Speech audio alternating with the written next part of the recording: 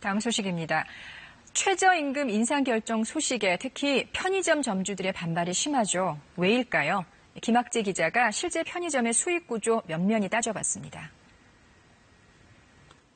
네, 내년 최저임금 인상을 놓고 대형 사업주와 함께 소상공인들의 반발도 거셉니다. 가장 큰 타격이 예상되는 곳, 바로 이 보시는 편의점들입니다. 자, 왜 하필 편의점 업계가 최저임금에 직격탄을 맞게 됐는지 한번 살펴보겠습니다. 자, 아르바이트생 5명을 3교대로 고용하고 있는 편의점의 지난달 매출 장부를 살펴봤습니다. 한 달 매출이 8천만 원인데요. 이 본사에 내는 제품 구입 비용을 제외하면 2,300만 원이 남습니다. 자, 여기에서 또 60%가량을 본사의 임대료와 가맹 수수료로 내고 나면 남는 건 980만 원 정도입니다. 자, 카드 수수료가 110만 원 가량이고요. 또 5명 아르바이트생들에게 주는 450만 원이 인건비로 빠져나갑니다. 결국 점주에게 남는 돈은 240만 원 정도인데 최저임금이 인상이 되면 내년에는 수익이 50만 원 더 줄어든다는 계산이 나옵니다. 자, 매출은 그대로인데요. 본사에 내는 각종 비용과 카드 수수료가 줄지 않으면요. 결국 인건비를 줄이는 방법밖에 없다는 게 편의점 점주들의 주장입니다. 자, 여기에 하나 더 편의점주들을 더 힘들게 하는 건 편의점들 사이에 경쟁이 심해지고 있다는 겁니다. 자, 제가 지금 방송을 하고 있는 서울 여의도만 보더라도요. 주요 4개 브랜드 편의점들을 합해서 모두 66개나 있습니다.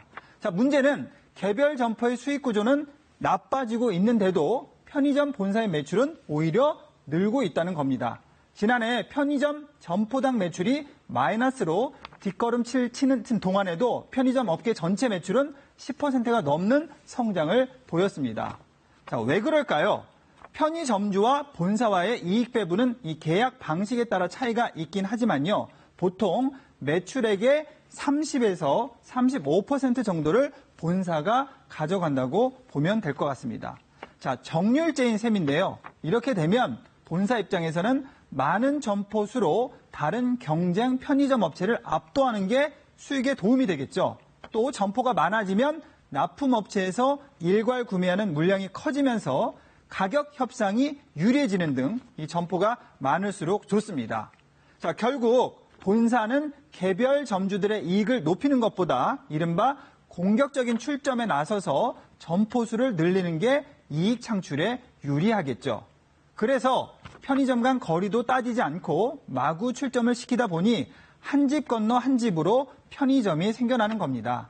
자, 이렇게 편의점들끼리 제사를 깎아 먹으면서 매출이 뚝뚝 떨어지고 있는데도 본사는 별 책임을 지지 않고 있습니다. 그래서 이 본사에 내는 가맹 수수료를 낮추고요. 자, 본사 차원에서 이 무분별한 신규 점포 출점도 줄여야 한다는 주장이 힘을 얻고 있습니다. 자, 인건비 비중이 40%가 넘는 상황에서 최저임금이 오르면 점주들만 타격을 받고요. 이 갑인 본사는 앉아서 배만 불리고 결국은 을들끼리 싸우고 있는 상황이 되고 있는 겁니다. 자, 예전에는 장사가 좀 돼서 그나마 버텼는데 이젠 장사마저 안 되니 여러모로 힘든데요. 이 점주들을 더 한숨 쉬게 하는 것은 아마도 높은 임대료일 겁니다. 하지만 해결 실마리가 될 이 임대차 보호법 개정안은 벌써 몇 년 동안 국회에서 처리되지 못하고 있습니다. 또 대형마트의 3배 수준인 카드 수수료를 낮추는 것도 대안이 될 수 있을 것 같습니다.